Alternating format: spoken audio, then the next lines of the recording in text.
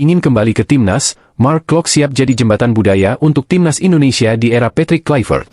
Kapten Persib Bandung, Mark Klok, mengungkapkan kesediaannya untuk membantu tim nasional Indonesia di era kepelatihan Patrick Kluivert.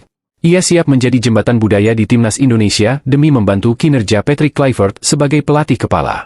Mark Klok bertekad menjadi jembatan penghubung antara pemain lokal dan pemain diaspora yang banyak di antaranya memiliki darah campuran Belanda Indonesia. Tujuannya adalah untuk membantu mereka beradaptasi dengan dinamika tim yang semakin beragam. Dengan pemahaman mendalam tentang budaya Indonesia dan Belanda, ditambah dengan pengalaman lebih dari 8 tahun berkarir di sepak bola Indonesia, Mark Klok berharap bisa mempermudah komunikasi dan mempererat kolaborasi antara pemain dengan latar belakang budaya yang berbeda. Ini adalah langkah penting untuk menciptakan keharmonisan dan kekompakan dalam skuad, yang pada akhirnya akan mendukung kesuksesan timnas Indonesia di ajang internasional. Saya ingin membantu. Saya kenal orang-orangnya, bahasa, para pemain Indonesia, serta orang-orang di tim. Mungkin saya bisa menjadi jembatannya, kata Mark Klok dikutip dari media asal Belanda, De Volkskrant. Terakhir kali Klok tampil di lapangan membela timnas Indonesia adalah di ajang Piala Asia 2023 pada Januari 2024, dalam laga pembuka fase grup D melawan Irak. Setelah ajang tersebut, Shin Tae-yong sudah tak lagi memakai tenaganya. Kini, dengan Patrick Kluivert yang baru saja bergabung sebagai pelatih baru timnas Indonesia, peluang bagi Mark Klok untuk kembali memperkuat skuad Garuda bukanlah hal yang mustahil, terutama jika ia bisa menunjukkan performa impresif bersama Persib Bandung. Jika itu terwujud, Mark Klok tidak hanya akan menjadi kekuatan di lapangan, tetapi juga bisa berperan sebagai jembatan penghubung antara pemain lokal dan diaspora, guna membantu menciptakan keharmonisan dalam tim di bawah kepemimpinan Kluivert. Bagaimana menurut kalian? Layakkah Mark Klok dipanggil ke timnas Indonesia? Sadil Ramdhani ungkap keinginan kembali ke timnas Indonesia.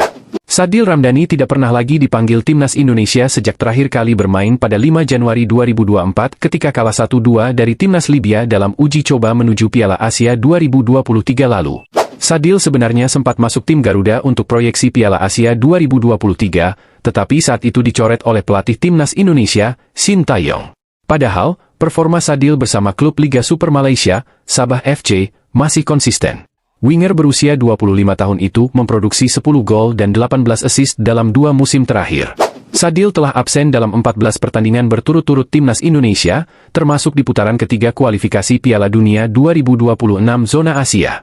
Namun, Sadil menolak menyerah. Mantan pemain Persela Lamongan dan Bayangkara FC ini masih berambisi untuk kembali membela timnas Indonesia. Kalau diberikan kesempatan, saya sebagai pemain asal Indonesia, siapapun yang menjadi pemain timnas Indonesia, tentunya saya bangga, ujar Sadil dalam YouTube Harimau Malaya.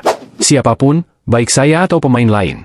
Sebab, bukan cuma saya yang ingin bermain untuk timnas Indonesia, tapi semua pemain tentu ingin memperkuat timnas, lanjut Sadil. Sadil menilai bahwa timnas Indonesia telah mengalami kemajuan pesat berkat Shin Tae-yong dan kepemimpinan dari Ketua PSSI, Erick Thohir. Saya melihat sekarang timnas Indonesia sangat luar biasa bersama Coach Shin Tae-yong dan kepemimpinan Pak Erick Thohir, ucap Sadil. Semuanya sangat luar biasa dan saya berharap dengan adanya mereka, timnas Indonesia makin maju dan selalu berjaya, tutur pengoleksi 26 caps, 2 gol, dan 6 assist untuk timnas Indonesia ini. Dengan hadirnya pelatih baru Patrick Kluivert di timnas Indonesia, apakah Sadil punya peluang dipanggil lagi? Bagaimana menurut kalian? Pelatih Patrick Kluivert datang, Ricky Kambuaya bertekad tembus skuad timnas Indonesia. Gelandang Dewa United, Ricky Kambuaya, bertekad menembus skuad timnas Indonesia di bawah pimpinan pelatih baru, Patrick Kluivert. Ricky Kambuaya menjadi salah satu langganan pemain timnas Indonesia di era Shin Tae-yong. Nama Kambuaya bahkan mencuat di timnas Indonesia saat Shin Tae-yong memberikan kesempatan kepadanya. Mantan pemain Persebaya Surabaya ini menjalani debutnya bersama skuad Garuda pada 8 Oktober 2021. Kala itu timnas Indonesia dilatih oleh Shin Tae-yong dan Ricky Kambuaya mendapatkan kepercayaan tampil untuk pertama kalinya di kualifikasi Piala Asia 2023. Setelah itu, dia selalu mendapatkan pemanggilan ke timnas Indonesia. Pemain berusia 28 tahun tersebut masih masuk dalam daftar susunan pemain timnas Indonesia melawan Arab Saudi di kualifikasi Piala Dunia 2026 zona Asia pada November lalu. Ricky Kambuaya memang masuk dalam skuad timnas Indonesia tetapi dia duduk di bangku cadangan dan tak bermain saat melawan Arab Saudi. Catatannya bersama timnas Indonesia di bawah pimpinan Shin Tae-yong sebanyak 37 penampilan dengan mencetak 5 gol. Dengan adanya pelatih baru, tentu saja persaingan untuk mendapatkan kepercayaan tampil di timnas Indonesia akan semakin ketat. Pasalnya, pelatih Patrick Kluivert dipercaya bakal mencari pemain baru untuk memperkuat timnas Indonesia nantinya. Apalagi skuad Garuda akan menjalani laga lanjutan di putaran ketiga kualifikasi Piala Dunia 2026 zona Asia. Ricky Kambuaya pun memberikan respons terkait adanya pelatih baru timnas Indonesia ini. Mantan pemain Persib Bandung itu mengaku bahwa sebenarnya dia belum tahu banyak soal Patrick Kluivert. Namun, dia saat ini lebih memilih untuk meningkatkan permainannya dan fokus pada diri sendiri. Sejujurnya saya belum tahu tentang beliau lebih secara dalam, tetapi ya kami dan saya percaya, ujar Ricky Kambuaya kepada awak media. Ricky Kambuaya mengaku akan meningkatkan lagi kekurangannya karena ia juga ingin bisa mendapatkan kepercayaan dipanggil ke timnas Indonesia lagi. Apalagi di bawah pelatih baru, tentu dia ingin bisa mendapatkan pemanggilan nantinya. Oleh karena itu, pemain asal Sorong tersebut ingin fokus memperbaiki kekurangan diri sehingga bisa bersaing di timnas Indonesia. Saya percaya, mungkin yang perlu saya lakukan adalah memperbaiki diri sendiri dan terus berusaha mengatasi kekurangan agar bisa bersaing di tim nasional, tuturnya. Bagaimana menurut kalian? Layakkah Ricky Kambuaya dipanggil ke timnas Indonesia lagi? Indonesia berganti pelatih, apakah Elkan Bagot akan kembali ke timnas? Tim nasional Indonesia baru saja menunjuk Patrick Kluivert sebagai pelatih kepala yang didampingi oleh dua asisten yang juga berasal dari Belanda. Dengan pergantian pelatih tersebut, peluang dipanggilnya Elkan Bagot bisa saja terjadi. Elkan Bagot awalnya adalah pemain bertahan andalan Shin Tae-yong hingga terakhir kali ia bermain adalah ketika menghadapi Australia di babak 16 besar AFC Asian Cup 2023. Namun setelah itu, kabar pemain berkelahiran Thailand itu menghilang saat timnas Indonesia U23 akan menghadapi Guinea di babak playoff Olimpiade 2024 kala itu. Elkan disebut-sebut sempat memiliki konflik dengan pelatih STY hingga tak pernah mendapatkan panggilan untuk membela timnas Indonesia. Kini, setelah pelatih asal Korea itu digantikan oleh Kluivert, peluang Elkan dipanggil kembali semakin terbuka oleh pelatih baru asal Belanda tersebut. Saat ini Elkan masih berstatus sebagai pemain pinjaman dari salah satu klub Liga Inggris, Ipswich Town, dan bermain untuk klub kasta ketiga Liga Inggris, Blackpool. Musim ini, Elkan baru bermain sebanyak 4 kali termasuk saat ia bermain di EFL Trophy. Selain Blackpool, Elkan sudah bermain membela beberapa klub di Inggris, seperti Bristol Rovers, Cheltenham, Kings Lynn, Gillingham hingga Ipswich Town yang sudah promosi ke kasta tertinggi Liga Inggris. Namun bersama Ipswich, pemain muda tersebut tidak mendapatkan banyak menit bermain. Ia hanya bermain sebanyak 7 kali penampilan dan mencatatkan 1 gol di EFL Cup. Sejauh ini, pemain berposisi bek tengah murni ini sudah bermain 66 kali di semua kompetisi antar klub dan sudah mengemas 6 gol serta 1 assist. Penampilan terbanyaknya adalah ketika ia membela klub League 2, kasta keempat Liga Inggris di Gillingham FC. Ia sudah bermain 29 kali dengan 2.409 menit bermain dan mencatatkan 3 gol. Bersama timnas Indonesia senior, pemain yang saat ini berusia 22 tahun itu telah bermain sebanyak 23 kali dan sudah mengemas 2 gol sebagai seorang bek tengah di bawah asuhan pelatih Shin Tae-yong di seluruh kompetisi resmi. Kedua gol itu dicetak ketika menghadapi Malaysia di kompetisi AFF 2020 dan menghadapi Nepal di putaran 2 kualifikasi Piala Dunia 2026. Dengan statistik dan pengalaman bermain di salah satu kompetisi terbaik dunia Liga Inggris, bukan tidak mungkin Elkan akan kembali dipanggil oleh Ketua Umum PSSI, Erick Thohir, dan dilirik oleh Patrick Kluivert. Namun, Kluivert yang selalu identik menggunakan formasi 4-2-3-1 dan gaya bermain lebih menyerang, akan sulit menentukan pemain-pemain bertahan untuk disimpan di line-up-nya nanti. Mengingat, timnas Indonesia saat ini sudah memiliki banyak pemain-pemain bertahan diaspora lainnya seperti Mees Hilgers, Jai Itzes, Kevin Dix hingga Jordi Amat yang sudah malang melintang di Eropa dan Liga Spanyol. Selain Elkan, hadirnya pelatih baru timnas Indonesia ini juga dapat memberi kesempatan bagi para pemain lain yang sempat dipanggil timnas maupun pemain lokal yang saat ini sedang mengembangkan dan mematangkan kemampuannya di kompetisi antar klub, khususnya di Indonesia. Bagaimana menurut kalian?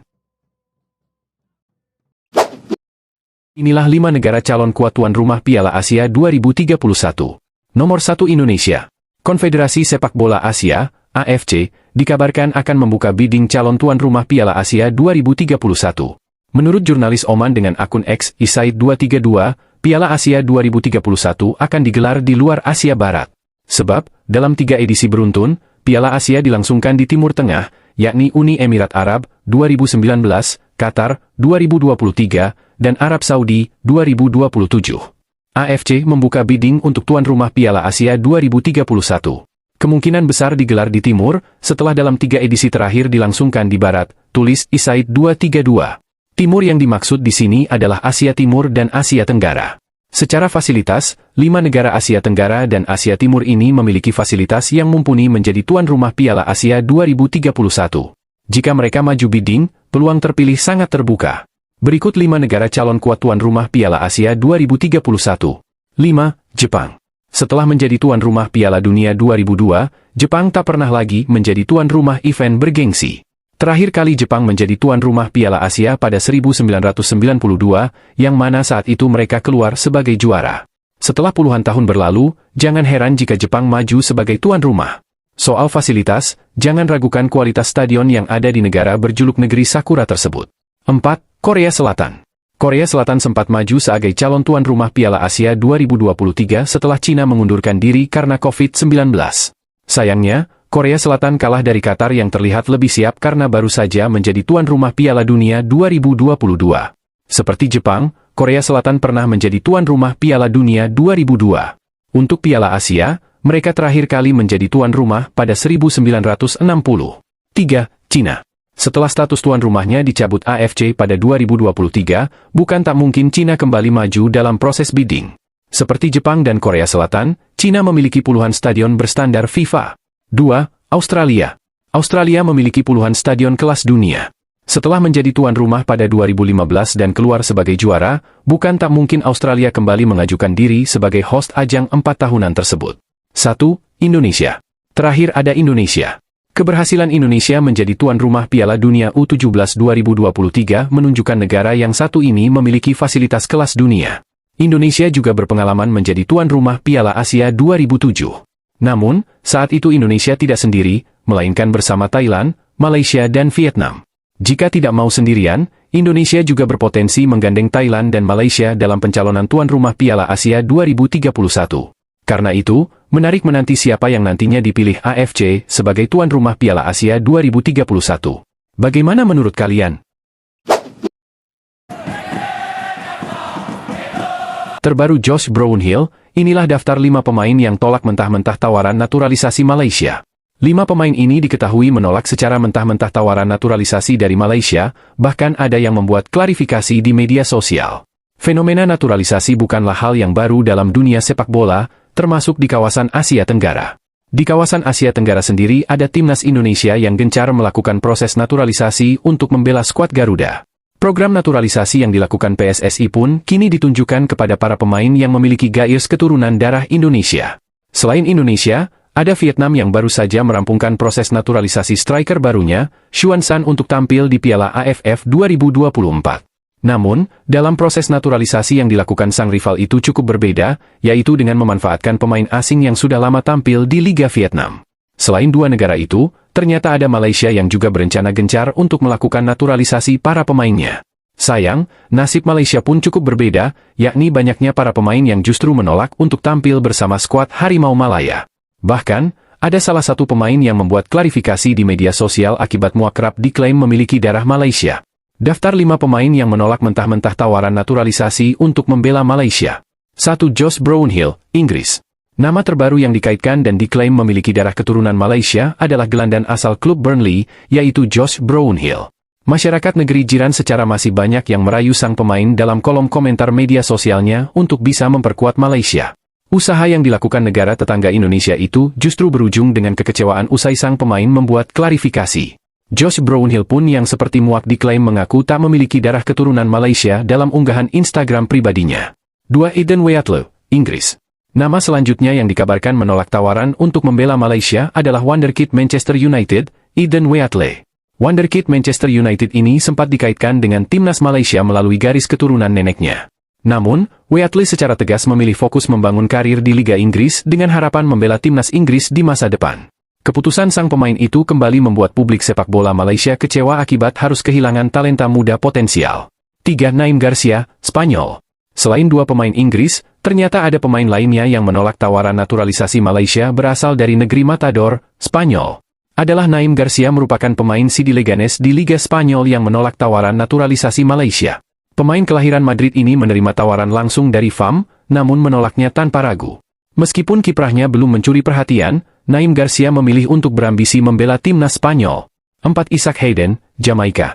Beralih ke benua Amerika, ada pemain keturunan dari Jamaika yang kembali menolak tawaran Malaysia, yaitu Isaac Hayden. Gelandang Newcastle United ini lahir di Inggris, dengan ayah berdarah Jamaika dan nenek yang diklaim memiliki keturunan Malaysia. Meski memenuhi syarat untuk membela Harimau Malaya, Hayden memilih memperkuat timnas Jamaika. Penolakan ini menjadi tamparan bagi publik Malaysia yang berharap kedatangannya memperkuat lini tengah skuad Harimau Malaya. 5. Ferdy Druij, Belanda. Nama terakhir yang dikabarkan menolak mentah-mentah tawaran naturalisasi Malaysia adalah Ferdy Druij. Ferdy Druij sendiri kini bermain di Liga Austria bersama Rapid Vienna dan tercatat pernah membela PSV Zwolle. Pemain berposisi sebagai striker itu secara tegas menolak tawaran untuk membela skuad Harimau Malaya. Alih-alih menerima tawaran negeri jiran, Ferdy Druij justru seperti menunjukkan ketertarikannya untuk bisa membela timnas Indonesia. Dirinya yang pernah menjadi rekan setim Eliano Raiders itu pun sempat memberikan gelagat ketertarikannya di unggahan pemain skuad Garuda tersebut. Hal ini terlihat dari komentarnya di unggahan Eliano Raiders yang menyapa Ketua Umum PSSI, Erick Thohir, sehingga memicu spekulasi tentang darah keturunan Indonesia yang dimilikinya. Bagaimana menurut kalian? Menolak diremehkan, Tom Haye tegaskan timnas Indonesia serius incar lolos Piala Dunia 2026. Gelandang timnas Indonesia Tom Haye menegaskan kepada semua orang agar tak meremehkan skuad Garuda. Pasalnya, tim Merah Putih serius mengincar tiket lolos ke Piala Dunia 2026. Timnas Indonesia saat ini masih berjuang di putaran ketiga kualifikasi Piala Dunia 2026 zona Asia. Tim Merah Putih saat ini masih memiliki peluang untuk lolos ke Piala Dunia 2026. Pasalnya, skuad Garuda tengah menempati posisi ketiga klasemen grup C dengan mengemas 6 poin. Tom Haye dan kawan-kawan hanya berbeda 1 poin dari Australia yang menempati posisi kedua klasemen grup C. Timnas Indonesia ditargetkan finish di posisi 4 besar agar bisa lolos ke putaran keempat. Dengan begitu, peluang tersebut masih terbuka lebar karena Indonesia masih menyisakan 4 pertandingan. Tim Merah Putih akan menghadapi Australia, Bahrain, China, dan Jepang dalam 4 laga sisa ini. Perjuangan skuad Garuda akan kembali dimulai pada Maret mendatang. Untuk menghadapi laga sisa ini, Jai Idzes dan kawan-kawan tengah berada dalam motivasi dalam kepercayaan diri tinggi. Apalagi sebelumnya mereka mampu mengalahkan Arab Saudi dengan skor 2-0 pada November lalu. Tom Haye yang tengah berbincang dalam podcast YouTube-nya bersama Kapten Timnas Indonesia, Jai Idzes, berbicara banyak. Salah satunya soal pertandingan melawan Arab Saudi. Pemain berusia 29 tahun tersebut mengatakan bahwa saat melawan Arab Saudi, dia dan para pemain yakin bisa meraih kemenangan. Menurutnya, dengan penampilan saat melawan Arab Saudi pada laga tersebut, Timnas Indonesia memang layak menang. Saya merasa seperti membangun permainan dan keseluruhan pertandingan, seperti kami akan menang dan kami menang dengan cara tertentu, ujar Tom Haye sebagaimana dikutip dari YouTube The Haye Way. Kami bertarung, kami lebih kuat, kami pantas menang, ucapnya. Setelah meraih kemenangan itu, dalam kesempatan ini Tom Haye juga menekankan agar tak ada pihak yang meremehkan timnas Indonesia lagi. Pasalnya, sejak awal skuad Garuda memang tak diunggulkan dibandingkan tim-tim lain. Apalagi timnas Indonesia memang menempati ranking terendah di grup C sehingga tak sedikit yang meragukan Jai Idzes dan kawan-kawan. Namun, dalam kesempatan ini, Tom Haye menekankan bahwa timnas Indonesia serius menargetkan untuk tampil di Piala Dunia 2026. Untuk itu, dia berharap tak akan ada lagi pihak yang meremehkan tim Merah Putih. Rasanya ini adalah momen untuk memberi sinyal kepada semua orang bahwa kami masih di sini, kata Tom Haye. Saya pikir dengan penonton dan tim, Anda mungkin melihat kami mendapatkan kekalahan dari pertandingan sebelumnya. Tetapi di laga melawan Arab Saudi, kami menunjukkan kemampuan dan semua orang harus menganggap kami serius, tegasnya. Karena kami berjuang untuk tujuan lolos ke Piala Dunia dan kami menunjukkannya. Jadi menurut saya, itu cara yang indah untuk melihatnya, pungkas Haye. Bagaimana menurut kalian? Kepada media Belgia, Sandy Walsh bicara jujur soal kegilaan supporter timnas Indonesia. Berikut pengakuannya. Sandy Walsh berbicara kepada media Belgia tentang kegilaan supporter timnas Indonesia hingga membuatnya tidak bisa berjalan-jalan. Sang bek kanan Cafe Mechelen ini telah menjadi salah satu pemain andalan pelatih Shin Tae-yong sejak melaksanakan debutnya bersama skuad Garuda pada September 2023 lalu. Walsh, seperti para pemain keturunan lainnya yang hadir lewat jalur naturalisasi, kini menjadi salah satu bintang yang dipuja oleh para supporter timnas Indonesia. Setiap laga kandang timnas Indonesia di kualifikasi Piala Dunia 2026 selalu berhasil menjual semua tiket. Setiap kali para pemain diaspora tersebut berkunjung ke Jakarta untuk laga kandang pun, Sandy Walsh dan kolega mendapatkan perlakuan luar biasa dari para fans. Baru-baru ini, sang bek kanan berusia 29 tahun berbicara kepada media Belgia, Sporza, mengenai kegilaan dari para supporter Garuda. Menurutnya, sepak bola seakan seperti sebuah agama di Indonesia, karena siapapun menggemarinya. Itu gila, bahkan lebih gila daripada yang bisa saya bayangkan. Sepak bola benar-benar sebuah agama di Indonesia. Itu sangat berarti untuk orang-orang di sana. Dari yang miskin hingga kaya, seluruh negeri terhubung dengan sepak bola, kata Walsh kepada Sporza. Dalam pertandingan, Stadion Nasional berkapasitas 82.000 penonton, tiket selalu habis terjual. Saya pikir mereka bahkan bisa menjual tiket untuk latihan. Ada pula yang berkemah di luar hotel kami, lanjutnya. Walsh membeberkan bahwa tak hanya dirinya yang mendapatkan perlakuan istimewa, melainkan juga istrinya, Aislinn. Di bandara, terkadang orang-orang menunggu selama 8 jam dengan nasi kotak mereka untuk berfoto bersama saya dan istri saya. Dia mendapatkan hadiah lebih sering daripada saya belakangan.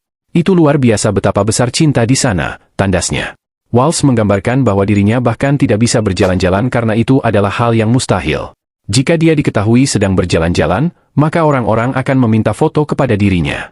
Bisakah saya berkeliaran di jalan di sana? Mustahil. Bahkan dengan masker dan kacamata, mereka mampu mengenali saya. Mungkin itu karena kaki sepak bola saya? Tukasnya. Namun, tanpa pengawalan, Anda benar-benar tidak bisa keluar sebagai pemain sepak bola. Satu foto dan Anda akan berhenti selama berjam-jam untuk selfie, terangnya.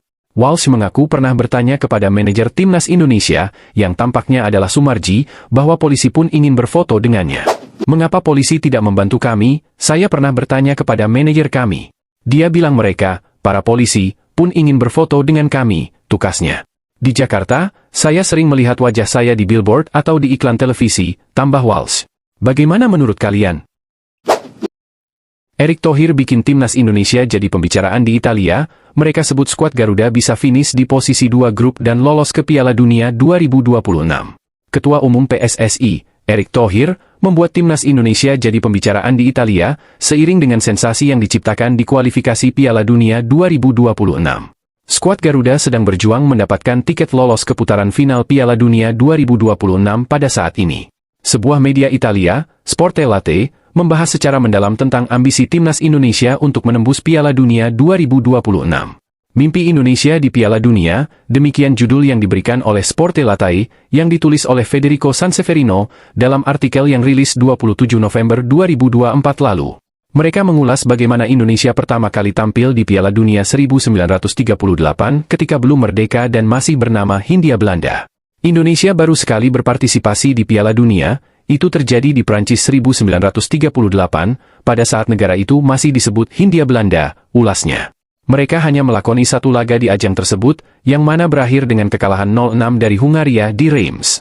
Pada saat ini, ketika mimpi itu tumbuh kembali, media Italia Sportellate menyadari bahwa Erick Thohir merupakan sosok protagonis di baliknya. Mereka mengulas bagaimana Erick memberikan revolusi kepada PSSI, yang telah tercoreng selama bertahun-tahun karena korupsi, penyelewengan dana, dan pengaturan skor. Disinilah salah satu protagonis dalam cerita ini berperan, seorang yang familiar di sepak bola Italia, Erick Thohir, Presiden Inter dari 2013 hingga 2018, ulas media Italia itu. Lebih lanjut, Sportellate membicarakan tentang bagaimana Erick merevolusi sepak bola Indonesia melalui kepemimpinannya di PSSI. Dalam waktu kurang dari 2 tahun, kita sudah bisa berbicara tentang revolusi dalam sepak bola Indonesia, tulis media itu.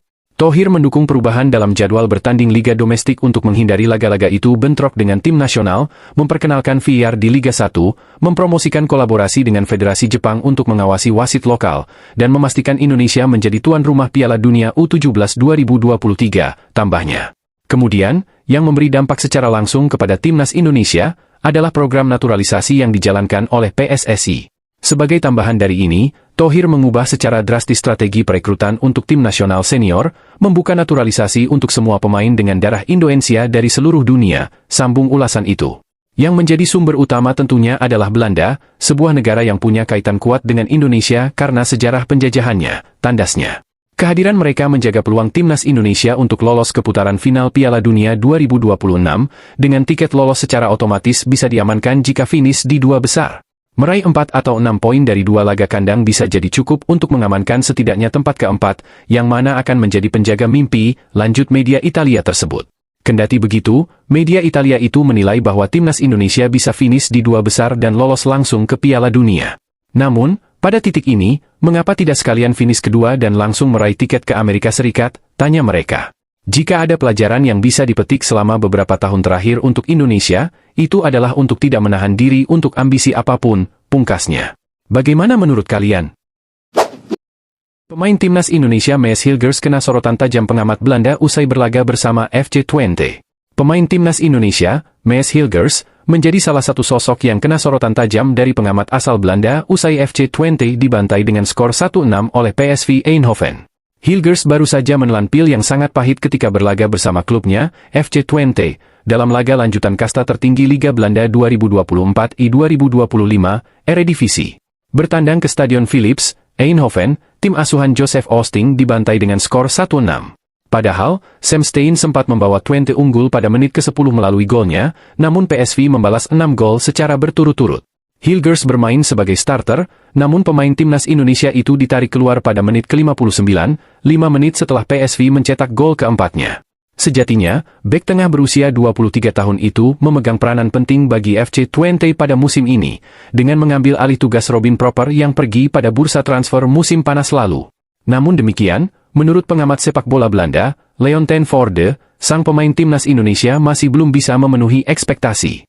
Mees Hilgers ingin segera mengisi peran dari Robin Proper yang pergi, namun setelah sebuah kekecewaan, dia masih mencari kompensasi terlalu cemas di area-area yang salah di lapangan, kata Leon ten Voorde, dikutip dari Twente Incite.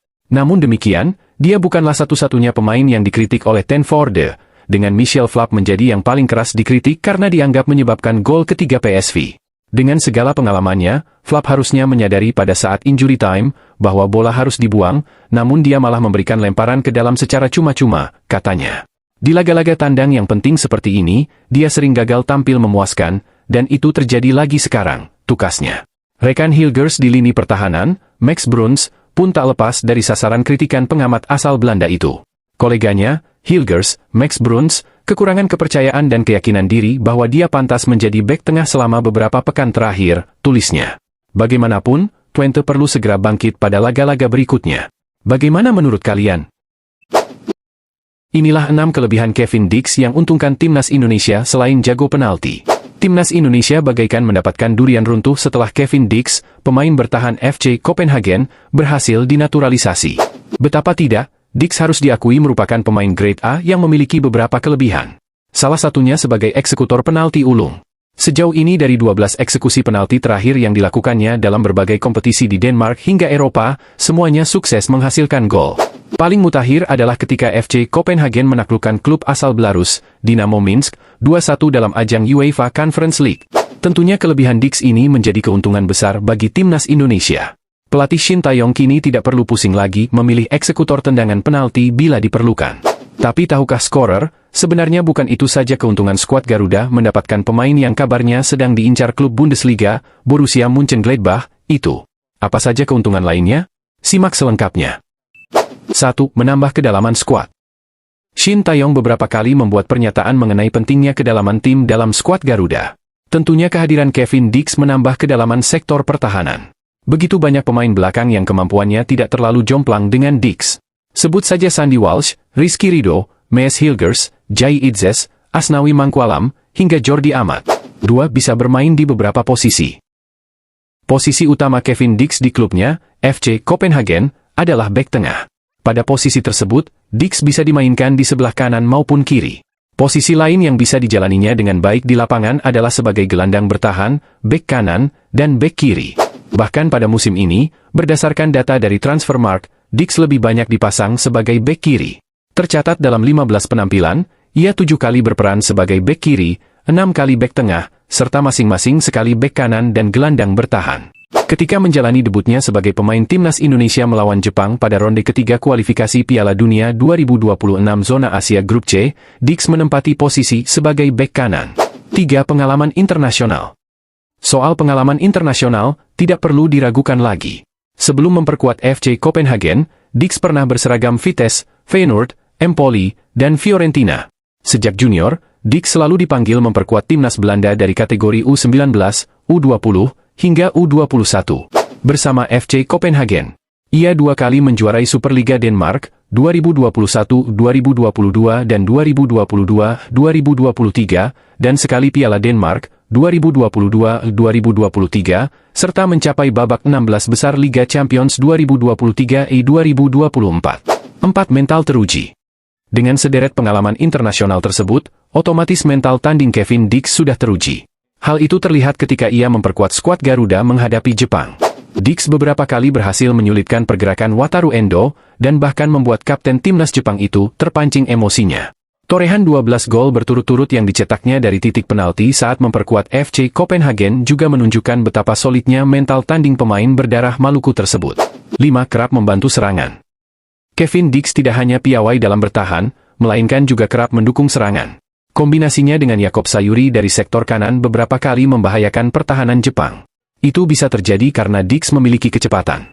Sayangnya ia harus digantikan oleh Sandy Walsh pada menit ke-35 karena mengalami cedera lutut dan sempat absen beberapa lama untuk pemulihan cedera. 6. Postur ideal. Sebagai pemain bertahan, posturnya sangat mendukung.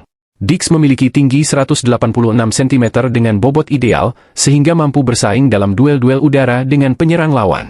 Bahkan penyerang sekelas Erling Haaland pun tidak mudah melewati pengawalan Dix saat FC Copenhagen jumpa Manchester City di Liga Champions 2023-2024. Hal itu juga tidak lepas dari karakter permainan Dix yang ngotot dan didukung fisik tangguh, sehingga tidak mudah terjatuh saat body charge dengan pemain lawan.